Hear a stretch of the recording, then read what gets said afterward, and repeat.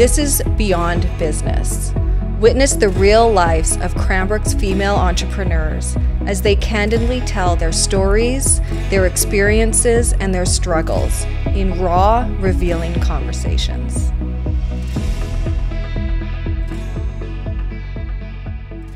I am surrounded by a community of women who work in my community and are at the helm of their businesses. And it's such an honor to be able to hear their stories because it's not just their work, it's their life. And the way that they're choosing to live their life, the way that they're choosing to do their work is inspiring, and it offers so much opportunity for us to be able to see growth. And I'm so honored to be able to hear and share these stories with you. I'm so excited to have Michelle here today. We met the first time a couple years ago when you had moved into this area. And I didn't know it at the time, but when you moved, you had left a business, and that business is the Peacock Boutique, which is still in Calgary. Now, a little bit about this business.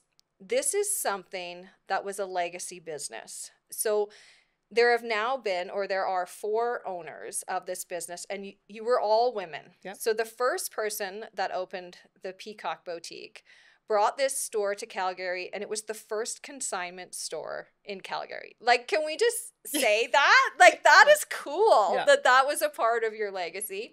And it went from that owner to your mother. Yeah. And your mother ran the Peacock Boutique for 25 years. Is that correct? Yeah.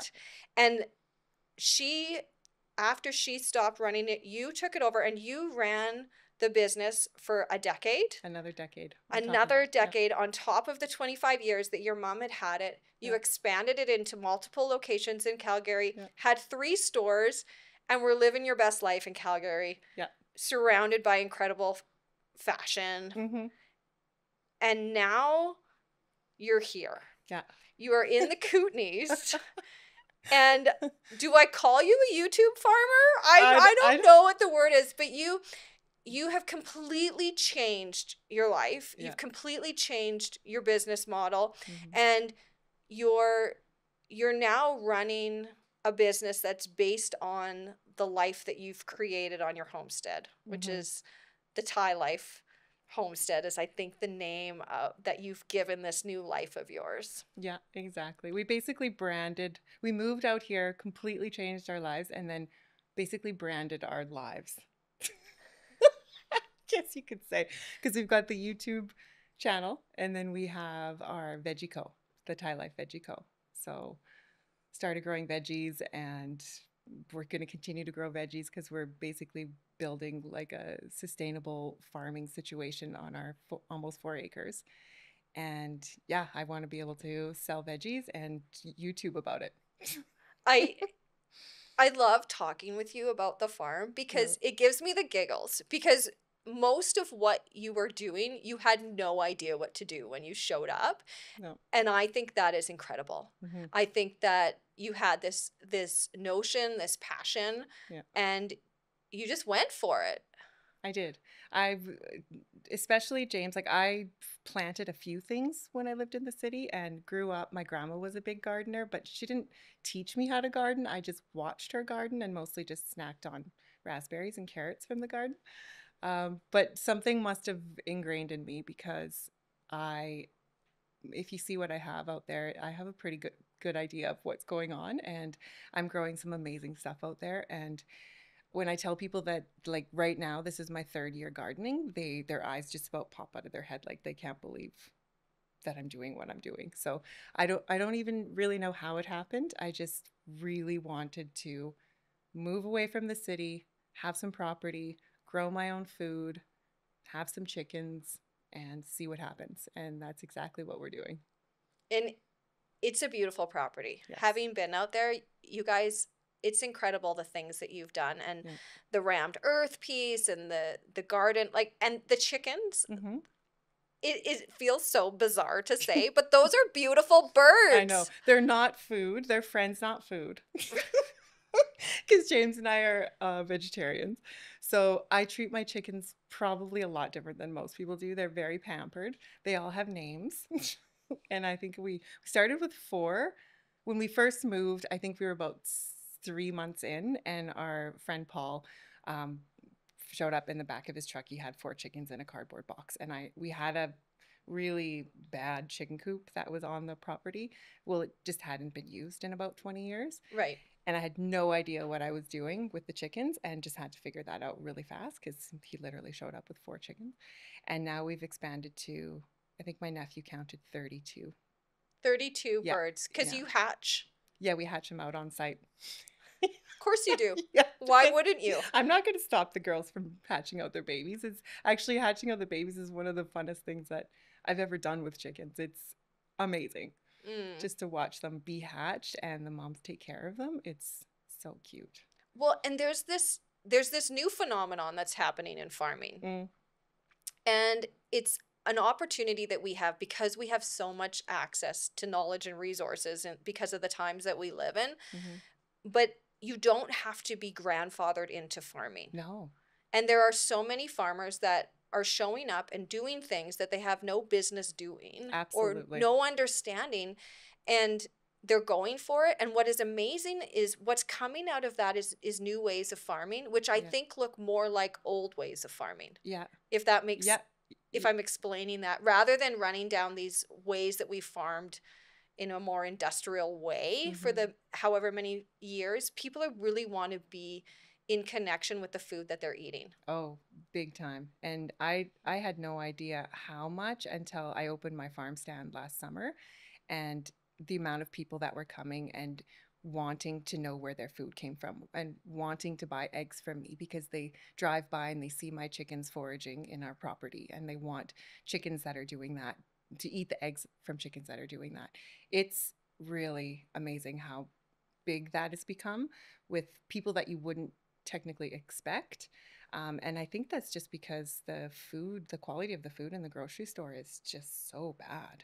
Like, I think if anybody has any sort of taste for food or quality of food, you can see that. And I mean, the price of food as well. But yeah, the people are starting to there's a lot of people that have chickens that you would never expect to have chickens, even just backyard chickens in outskirts of big cities. And in terms of finding information, I hate to tell you this, but YouTube taught me pretty much everything I know.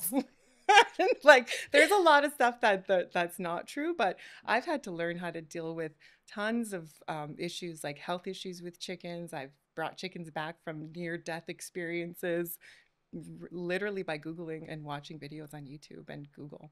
So yeah, the information is out there and anybody can do it, really. Well, I believe it because when we first started ranching cattle, we had no clue what we were doing. That's what Joe said. Yeah. And we learned from YouTube. Yeah. And there was this one time where it was calving season, and it might have been our first or second calving season. And again, we had no idea what we were doing.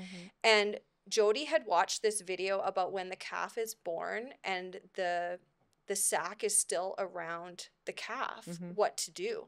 And so he's watching YouTube videos because that's how we're learning how to farm. And then we're calving, and that's exactly what happens. So he knew, because he had just watched that video the day before, that he had to swing the calf in this crazy and so he does what he watched on YouTube, and then the calf is alive and everything's well. It's such a different time. It really is. But what I love about it is I think it's giving people freedom to explore because they don't have these preconceived ideas of what farming should look like or feel like.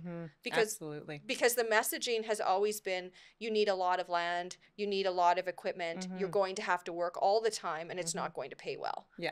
That's the traditional model of farming. Or you have to be born into it and learn from your dad and your grandpa and all of these things. And that's something that's kind of cool about our YouTube channel, is that we're really open about the fact that we've never done any of this before, but we're doing it.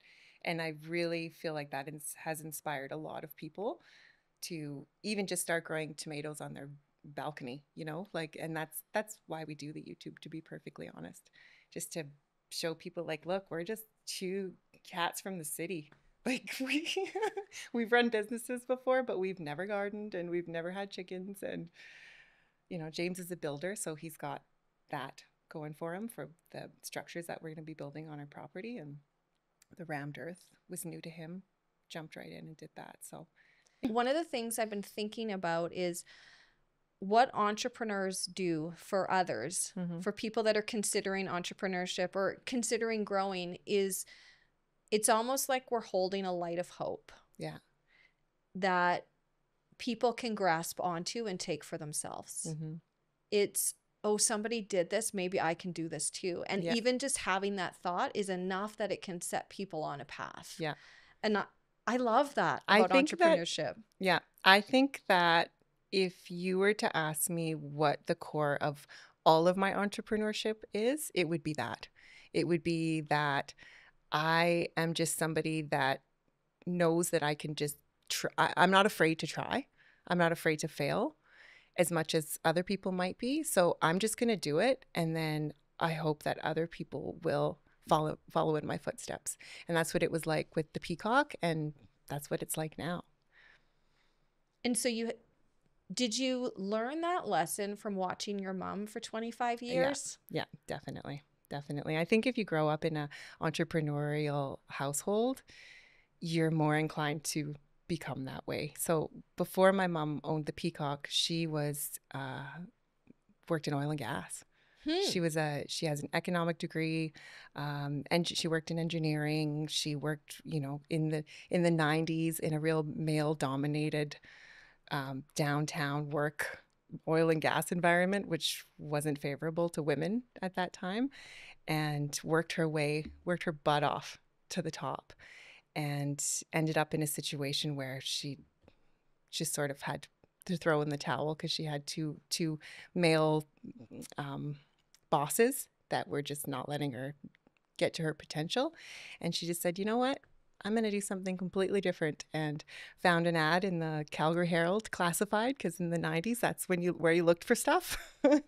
And the Peacock Boutique was for sale. And there was actually a bookstore, the New Age Books and Crystals, that was attached to it. That it was a joined business, and completely changed her life that way. Just went from one extreme to the other and just went for it. She knew nothing about retail. She had never worked in retail. She had never run a business. So yeah, absolutely. That's where I get that from. Can I just, this is probably obvious to everybody, but that is incredible to me that you did exactly what your mom did. Yeah. I'm just kind of having that epiphany right now, actually.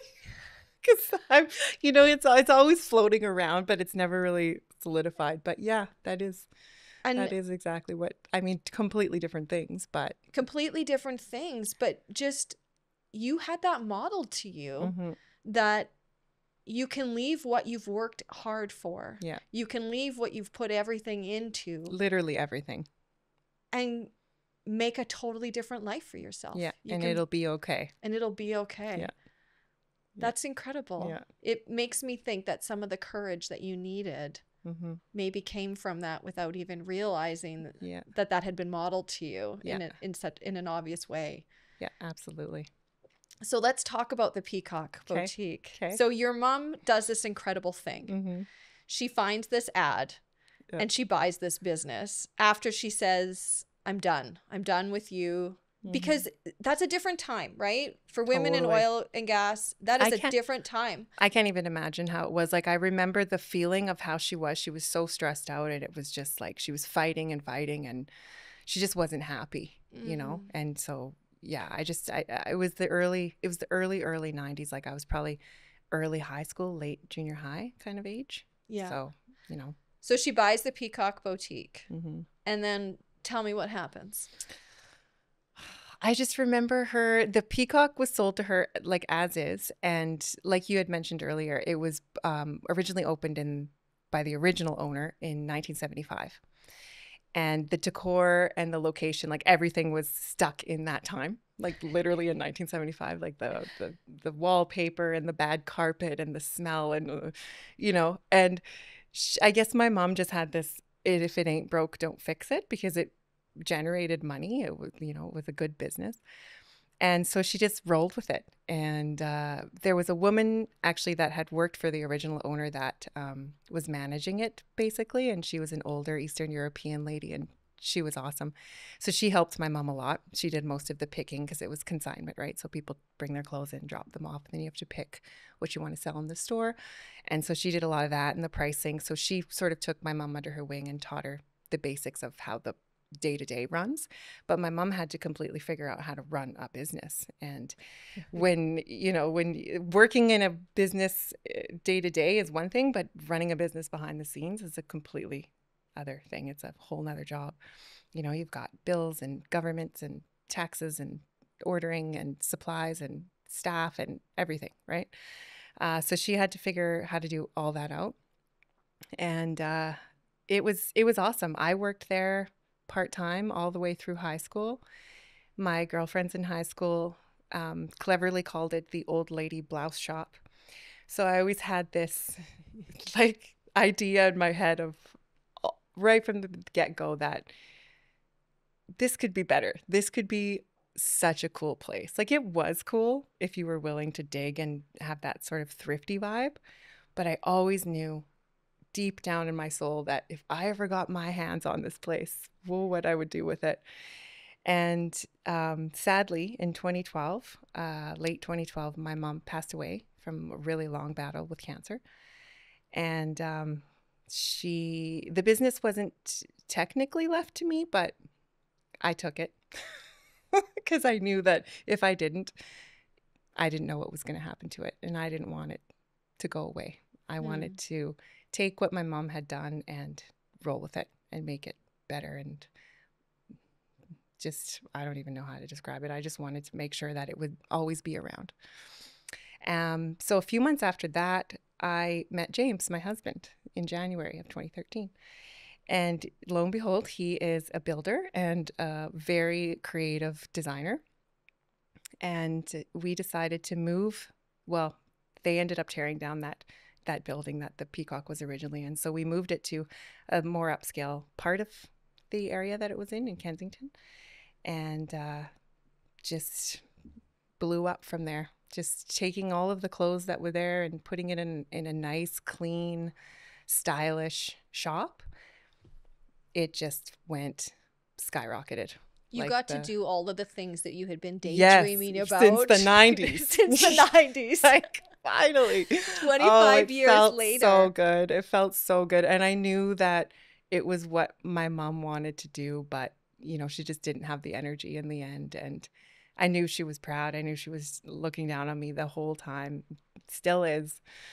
And then in the first 3 years that I had it, we opened another location in Beltline. So those two locations were kind of small, like about 1,300 to 1,500 square feet. Right. And then in 2019, we opened a big, what do you call it? Like a flagship store, I guess you call it, in Inglewood. So I had always dreamed about Inglewood because Inglewood's had its ups and downs in the last like 20, 30 years in terms of it was a bit scuzzy and then it got really upscale, and Inglewood was finally ready for the Peacock. So we found a perfect location and moved in there in 2019. And this was about 2,400 square feet. Like, it was huge. Actually, it was almost 3,000 square feet. It was huge. So we made a big leap. That is a lot of consignment. It was a lot of consignment. And not only that, it was a lot of staff. So It was me and James behind the scenes, of course. And I went from a tight-knit little group of 5 staff that had worked for me for 5+ years. And because they worked for me in the original store too. And I had exploded into like 3 times. I think I had 18 staff at one point. So it got crazy. That's a lot because it's not just staff. No. You are a relational person. Yeah. And so you're not just working with these people, you're in relationship with these people and mentoring them and encouraging them, and you know what's going on in their lives. It was a lot. And it's all women, which is awesome. And but it really became too much for me because I give a lot and I feel a lot. And yeah, it became too much, unfortunately, when I did open that third store. It was gorgeous. We did a grand opening day, and it was, I think, 3 hours. We did like $15,000 in sales. Like, it was wall to wall people in the store. Like, it was amazing. Um, but yeah, just that third location just tipped me over the edge, I think. Did you have any inkling that if you opened that third store, it would be too much? Or were you just in this dream of Inglewood and this dream of what the Peacock could be? Both. Both. I wanted to expand, and because everything was going so well, and you're like, I want to expand. I want to open a store in Vancouver and Montreal, and you have these wild ideas, but the reality of it, when the reality of it sets in, and when the reality of it set in, it was too late. It was like 2 days before opening day. Yeah. James is in there like painting the last wall. Of course he was. And I'm like getting the clothes ready, and then I just realized, I was like, oh my gosh, like, this is a lot. But I did it. I buckled down, and I'm like, no, Michelle, like, you made your bed. You're gonna lay in it. Do this. Yeah, we're gonna do this. We're gonna give this the best, like, college try we can, whatever. We're gonna do this. And I did it. I did it as best as I could, and there were a lot of good, and there was a lot of hardships. And then 2020 happened, and everything shut down. Mm-hmm. And that was really hard, because the business as a whole was on track to do one of our best year yet in sales with that third location. And so having to lay off all my staff was absolutely heartbreaking. It was the first time I couldn't face my staff without my husband by my side. And he had to like take over for me, and we had to sit them all down and be like, sorry guys, like, it was like firing my whole staff at once. It was awful. Well, and you want him there because you want the emotional support, because these people that you're talking to mean something to you. Yeah. And you know about their life. Yeah. And you know what the job means to them. Yeah. And you're responsible in such a huge way for so many things for them, because you're paying their paycheck.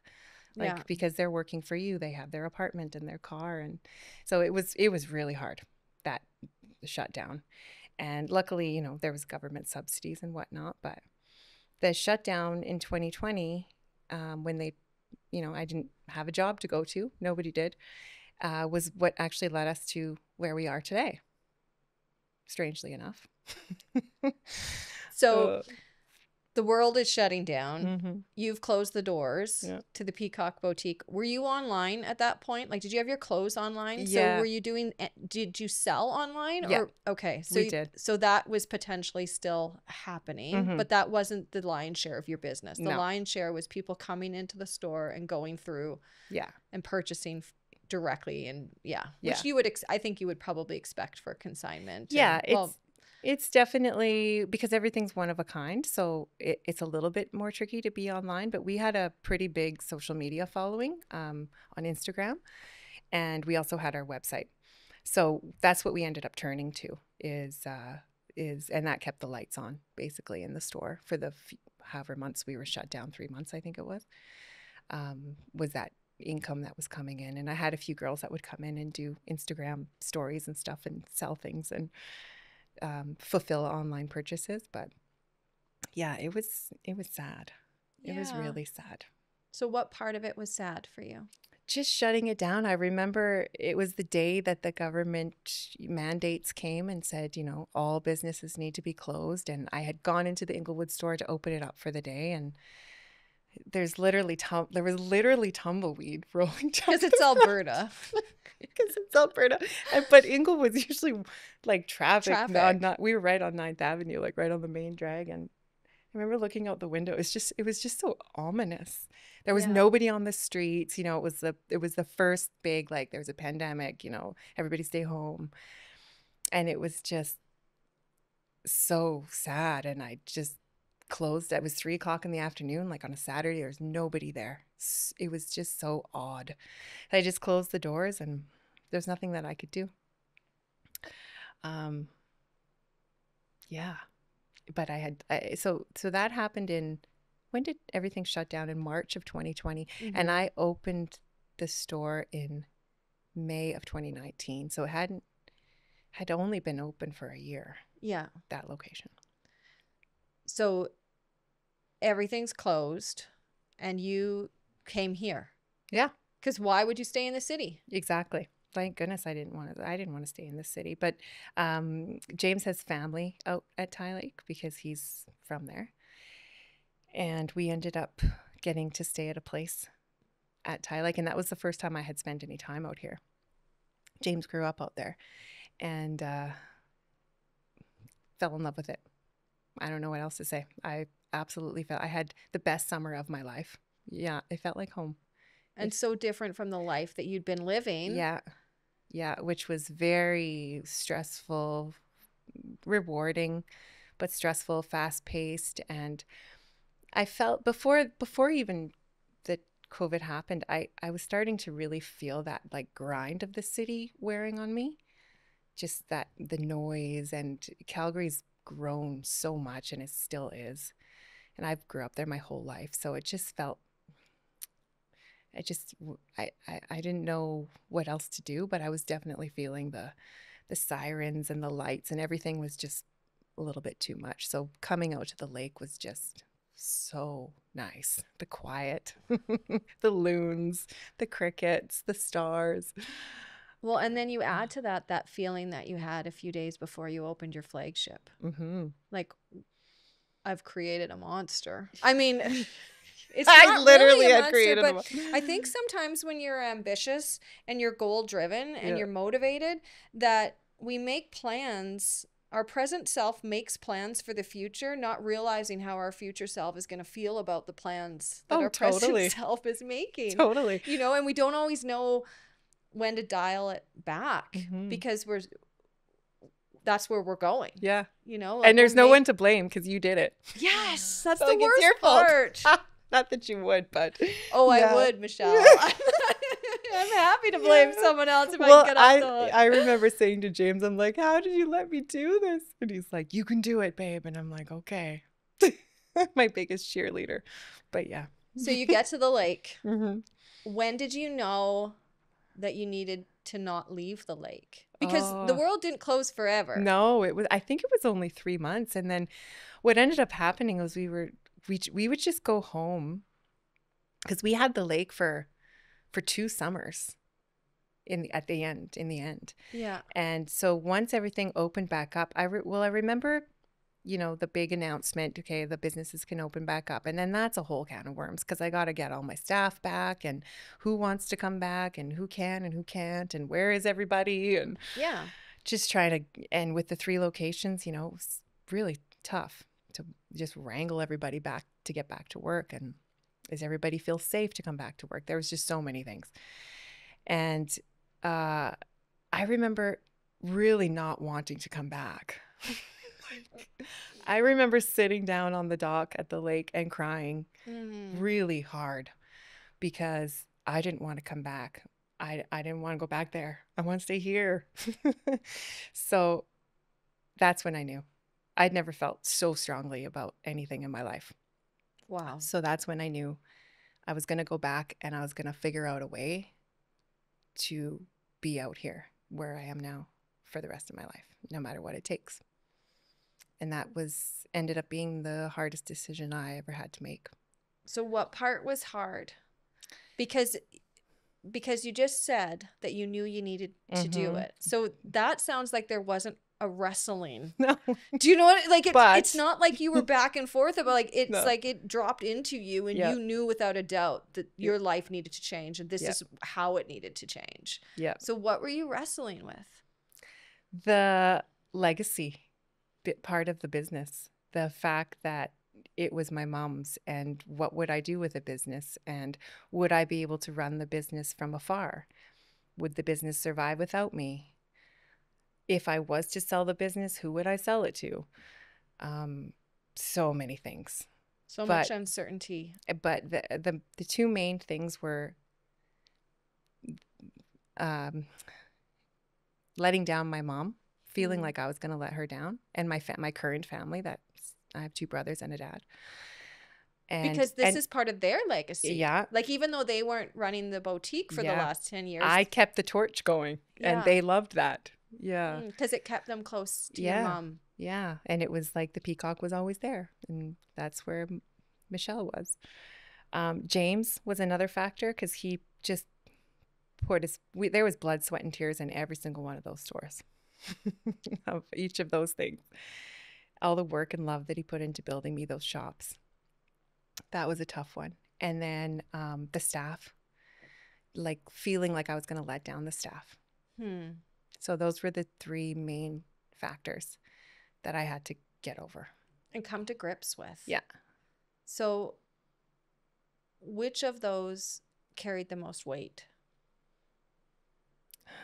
Because because it sounds like you knew. Yeah. You're like, okay, I have some decisions to make, meaning, am I going to keep this store even though I'm not there? Yeah. And will that business model work? Because you've always been invested in the Peacock. Like I've always been there all the time. Yeah. It was always Michelle at the store. That was your life. Yeah. And the people that you were working with, those were your relationships, right? And and your husband was there helping you. Like, I can see how it's such a big part of your life. So looking at, can this run on itself, means that you have to have somebody there. Yeah. And that somebody isn't you. Yeah. Right? So and then how can you find somebody that's just like you? You can't. You can't. I won't go any deeper into this. I tried and it didn't work. Well, and I think part of that is because it wasn't just a business. Yeah. This was your life. Yeah. And it represented the sacrifice and the life that your mom lived. Right? So there's a lot of weight that this person coming in gets it right. And that was the biggest thing, was when I decided to sell, which was about 2 years after we had moved out here. I did go back and forth. I did try to have somebody run it. It didn't work. The thought of finding somebody, like, who am I going to find that's going to want to take what I've built, what everybody's built, and carry that on, take that torch and carry on and keep the legacy part of it. Well, lo and behold, we found someone. Thank you, universe.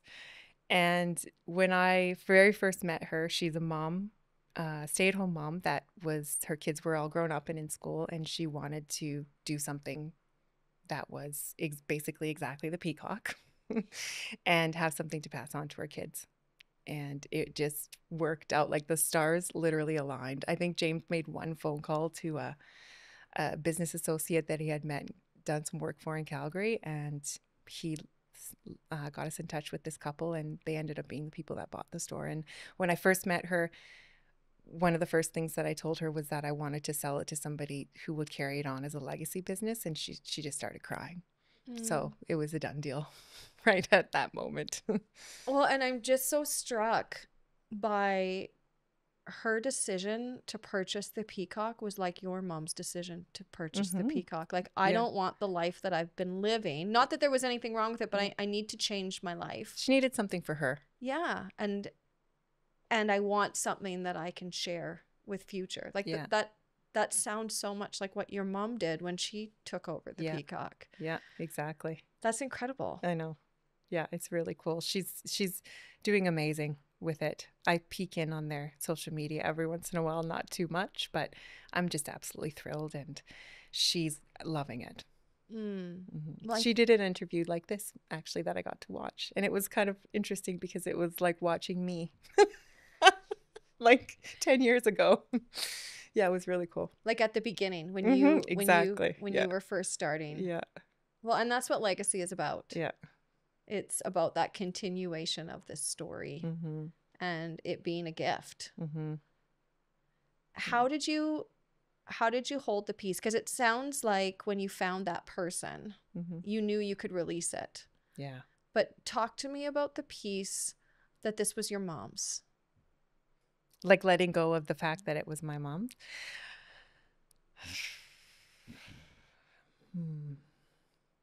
Because it started out as her salvation. Yeah. The Peacock. Yeah. But in conversations that you've had with me in the past, it didn't end that way for her. Mm-hmm.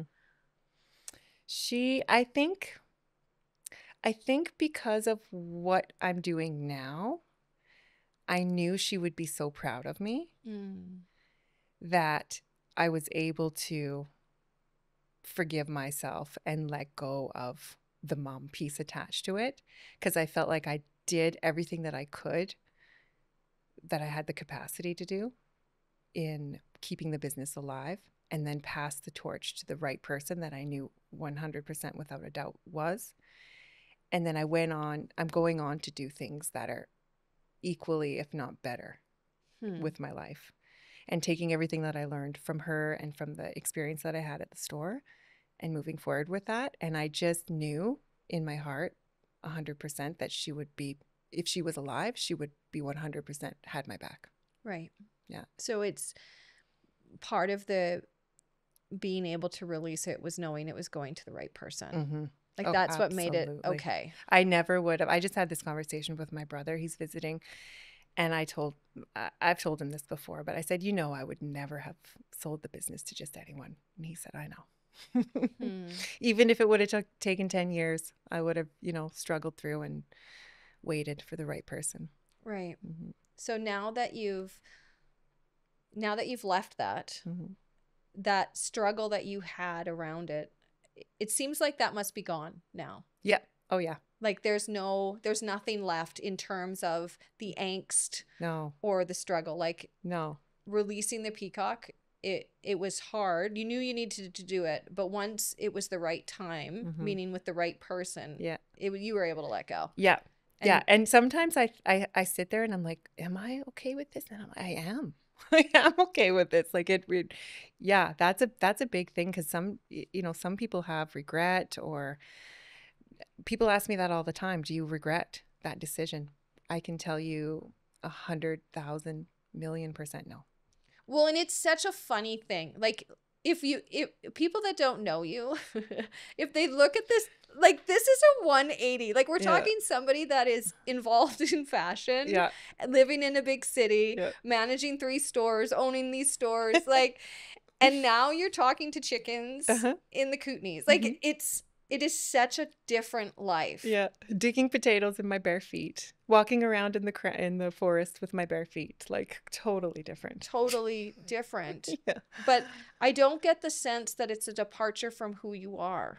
I was always, if you ask anyone that I know, I'm a hippie. I'm a hippie at heart. I've always been a hippie. Whenever I lived in this city, any chance that I could get out to nature, I would take it.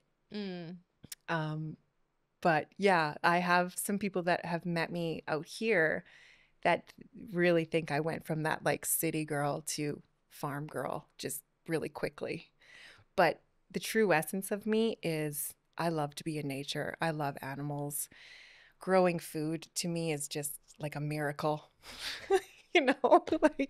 so I guess I was good at my job in the city. And my life in the city, I was good at that and I enjoyed it, but I'm also good at this. And the true essence of who I am is, I guess, very diverse. But my sister-in-law, who I don't get to see as much as I want to, told me they're visiting from Tasmania, Australia, and so I hadn't seen her in a year. And she watched me for about a week on my property, and she said, "Do you know what I feel like, Michelle? I feel like you're in your inner child phase." Like you're finally in a space in your life in your mid-40s that your inner child is finally coming out. So it's always been there. It's just this is the phase of my life that I get to explore that. Well, and shedding off some of the expectations and the pressures and just getting to explore and learn and make mistakes along the way. Yeah. And not have the staff, the burden of all of the people relying on me. That's all shed, and that feels really nice. You know what? That's a tricky thing. When you're an entrepreneur and you have staff and you feel responsible for the life that they're living, like you feel responsible for their livelihood because you care. Yeah. And I did. They're like family, or about their, like it's a different way of working now, and there is a weight to that. a huge weight. I don't know. I feel like I felt it harsh, but I don't know. I bet you a lot of people do. Some people don't. Some people don't care at all, but I did. Yeah. And so being able to not have that on my shoulders was a huge relief, because it kept me up at night. I lost sleep. You know, there was a lot of stressors. There's a lot of great, but there was a lot of stressors. So yeah, just being in the full essence of me and doing waking up in the morning and doing what I want every day and figuring out how to make a business out of that is amazing. You're having the time of your life. I really am. Yeah. Well, and the element of play, Yeah. like what you were saying about your sister-in-law talking about it being like your inner child coming out.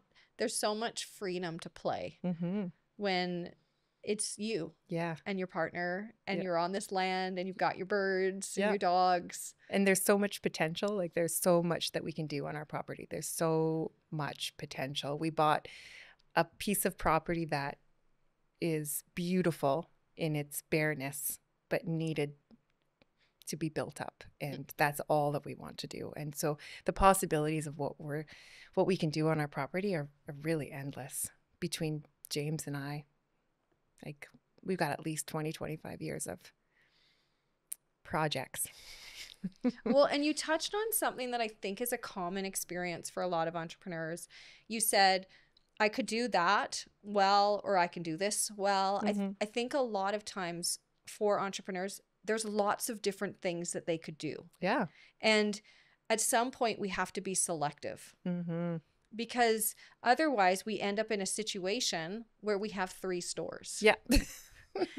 You know, and it Exactly. starts to take away from who we need to be. Yeah. You know, because it adds all this pressure and all this stress.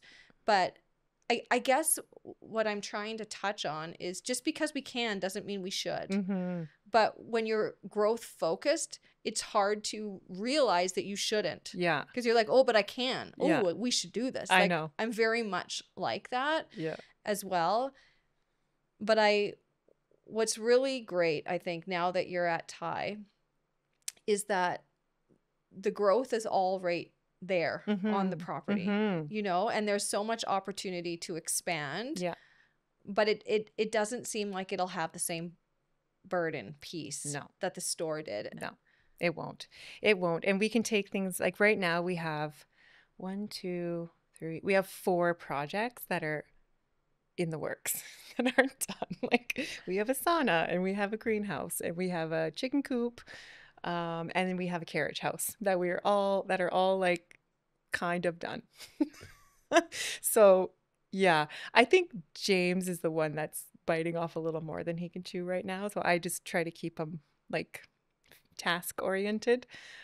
Keep feeding him. Yeah, he's just so thrilled to have this space to do what he wants. Like he's been a home builder for 25 years and has never built himself a home. And I mean, that's what we're doing right now on our property is we're going to build a round earth home. We're going to build a carriage house first, and then we're going to build a round earth home. Because you're both entrepreneurs. And Yeah. you were both entrepreneurs when you met each Yeah. other. You both had your own businesses. Yeah. And he did the same thing that you did. Yeah. He left his home building business in Calgary when he came. And He did. I mean, his pivot wasn't quite as No. obvious, I guess, because No. he continued to build here. Yeah. But it's still a change, right? Like His biggest challenge was finding, he had 25 years of trades that he had built up in the city. And those trades, those good trades like electricians and plumbers and painters and tilers, when you find good ones, you don't let them go. And so that was his biggest challenge out here was he knew how to do it, but he can't do everything. He No. can't do all the things. So he had to find the people out here. And so there were some challenges for him as well, for sure. Well, and he's like you in that he's relational. Mm-hmm. And so much of that trade relationship is also Yeah. relational. It didn't take him that long. No, I was going to say, I wouldn't think it would. No, yeah. So where are you going from here? Because would you say that what you're doing is a business? Because you know what a business is. So is the Thai Life Homestead a business? Do you recognize it as that? Yep. And how did you, like, because you didn't start out thinking you were going to have a business. No. So how did this evolve? I think when you are an entrepreneur, you always are an entrepreneur. you, you are always looking for ways to live your life and do the things that you love and make a business, a life out of it, like not having to go outside for work.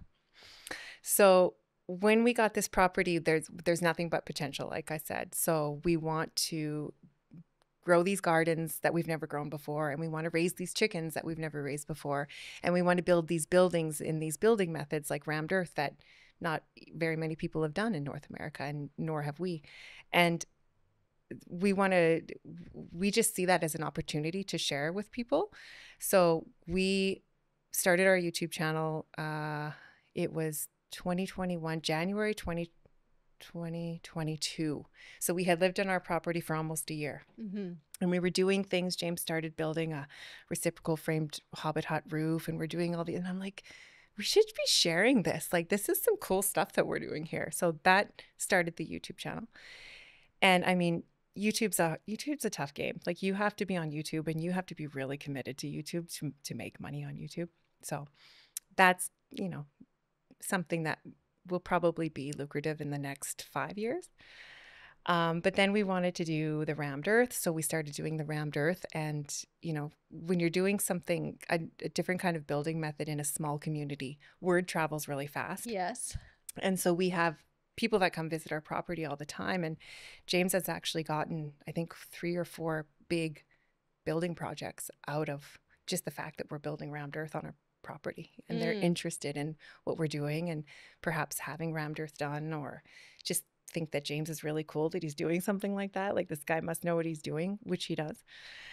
So it's just sort of evolved from there. The garden that I grew, like my first greenhouse, was small and just enough for us to eat basically in the summer, greens and tomatoes and stuff like that.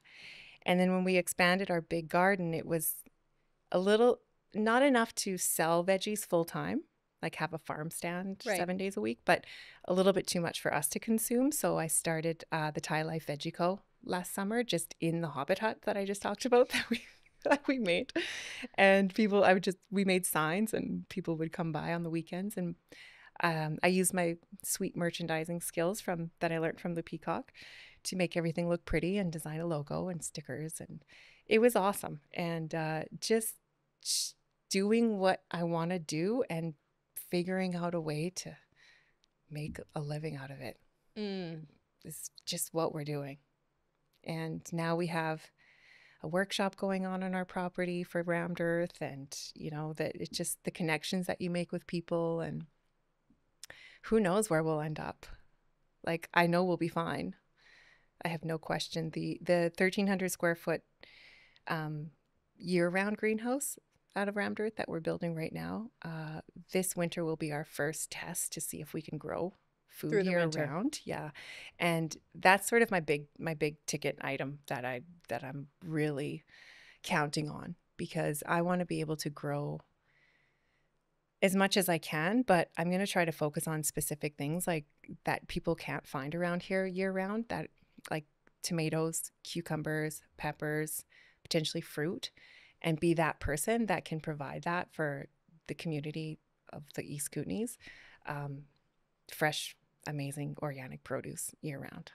So that's my goal. Well, because we live in, like, we have a lot of winter. Yeah, mostly winter. And we have some incredible growing that happens here and close to us. Incredible. Yeah. Through the summer, but being able to grow in the winter would be incredible. Yeah. Part of what your experience was when you came from the city to the Kootenays is that you realize how little you need. And it sounds like you knew that anyways, right? But just this ability to take care of yourself and your community around you, that's incredible. Yeah. And I think what's amazing is it lends this idea to other people that they too could do that. Not that they necessarily need to grow food, but that they could do something that they've been wanting to do. Yeah. That seems out of the box, that seems so bizarre or unusual, and that's what I love about women's stories and entrepreneurship stories, is because I think we need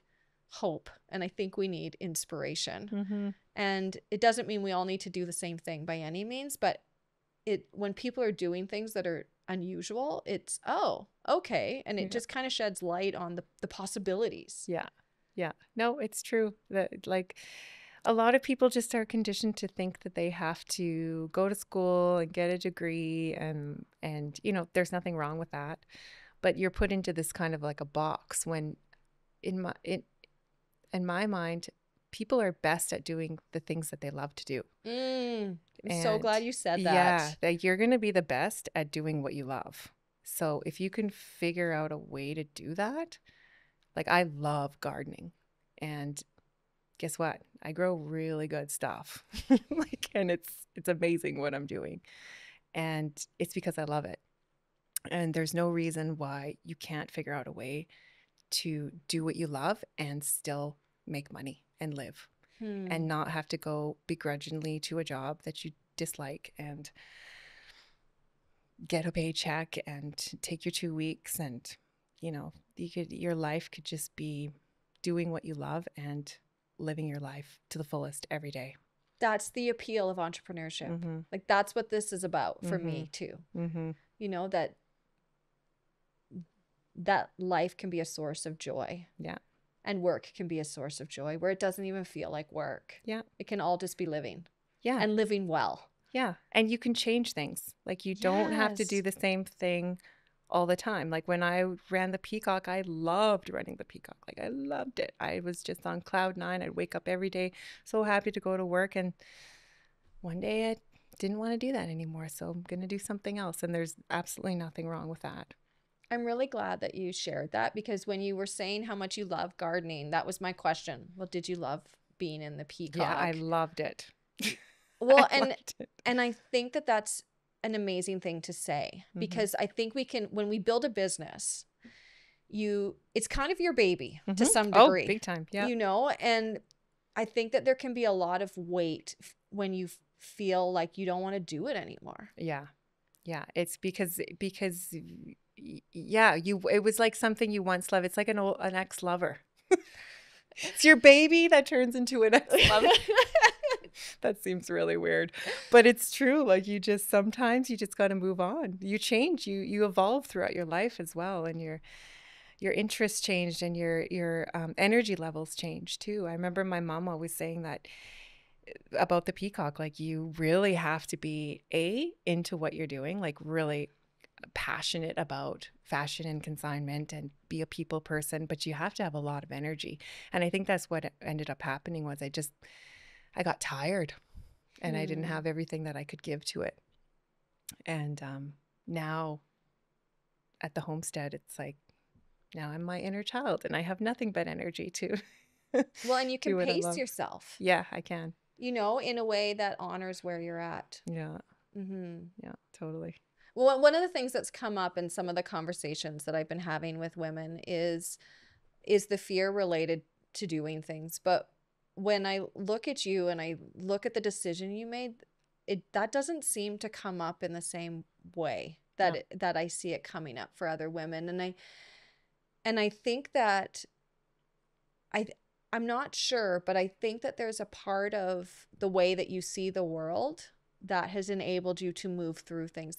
You seem to have an openness about the future. Mm-hmm. And I think that openness has allowed this fluidity in your life, that you can really love the Peacock, but it doesn't mean that you have to love it forever. Yeah. Or that you have to do it forever. Yeah. Even though it sounds like you got totally sidelined that was going to change. Like yeah. it didn't sound like prior to that you knew that was coming. No, I didn't really. Even though you knew that it wasn't okay. Yeah. You know, that last year feeling like it wasn't okay, but it seemed like it just like smacked you. Yeah, it did.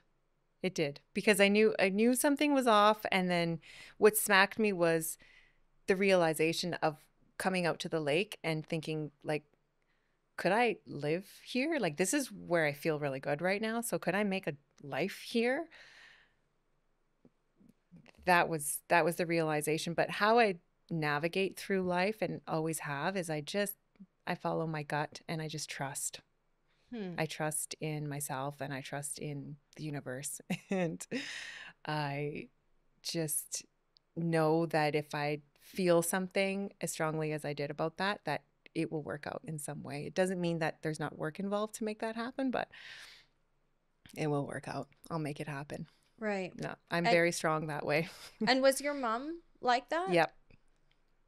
Yeah, absolutely. Because that decision she made to purchase the peacock sounds like that kind of a decision. Yeah. Like, I don't know where I'm going with this, but I No. gotta go. You're leaving a 6-figure job, income job, and that you've been schooled, you know, went through university to do, to purchase a business, like invest money in a business and not have any idea if you're going to be able to run it. Like that was my mom in a nutshell. Mm-hmm.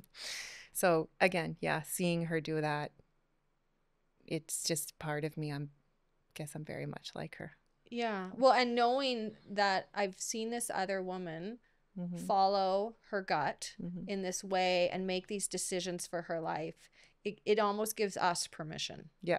To do that, or you permission to do that. Like, I can make a decision from this. I don't have to know where I'm going. Because you didn't see the Thai Life homestead when you left. No. You didn't see the round earth. Like, No. you guys didn't even really know what that was. No. Or that you knew that you were going to be selling vegetables or trying to grow year round. It was no idea. none If you of- had asked me if you had told me in 2019 that this is what I would be doing in 2023, I would have thought you were crazy. But not completely out of the question. Maybe I would be into that. Yeah. Which then begs the question of, I guess it's not so much a question, but more of an observation in that we don't really know what's coming, Mm-hmm. you know, but we know it's going to be good. Yeah. And I just want anybody that's watching this to know that if you feel something strongly in your gut and in your heart to make a change, to do something for yourself, you should do it. Like, you shouldn't hold back. It's not going to be easy. Some people aren't going to understand, like, that are close to you, as to why you're doing it. Hopefully you have support like I had with James, with my husband. But you should absolutely do it, because life is just too short. And I know that with my mom. She was 54 when she died, which is less than 10 years older than I am now. So do what you love. Don't struggle through. Don't make life hard. Am I making you cry? Yes. So don't make... You're not crying. I'm crying. Yeah. Don't settle. Just move forward. And life is just too short to not do what you love. And if you believe in something and you work hard, it will work out. That's my advice. And you wish your mom knew that. Yeah, she before. does. She did. She does. She did. Yeah. She did it. She did it. Yeah. When she left. Yeah. Yeah. Yeah. And the reality of losing her at such a young age really solidified that you needed to leave the peacock when you did. Exactly. Because that year leading up to it was putting you on a path that you knew wasn't going to be okay for you in the long run. And I didn't mention this before, but when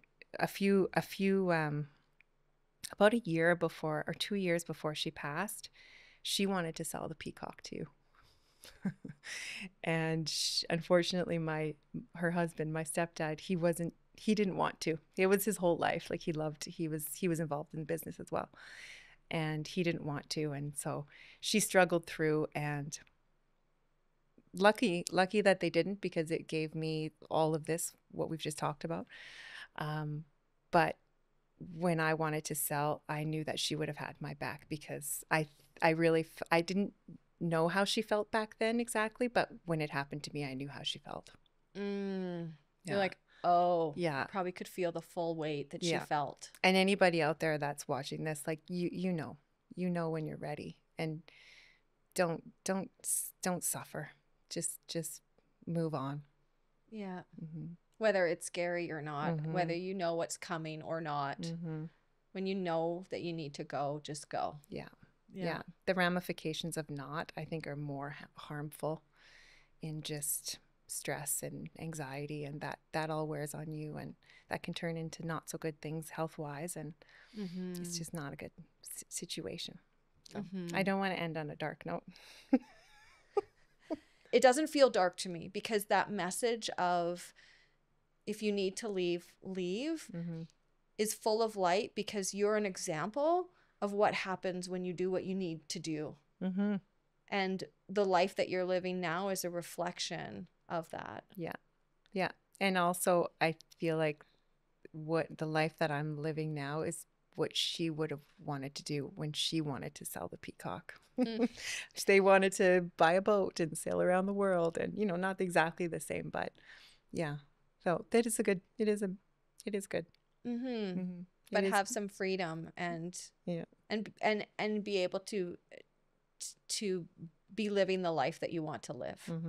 Yeah.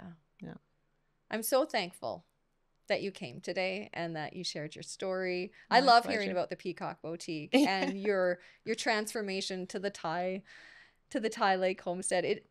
It's just such an incredible story, and I feel like I'm on the cusp of something when I hear your story, because it feels like it's just beginning.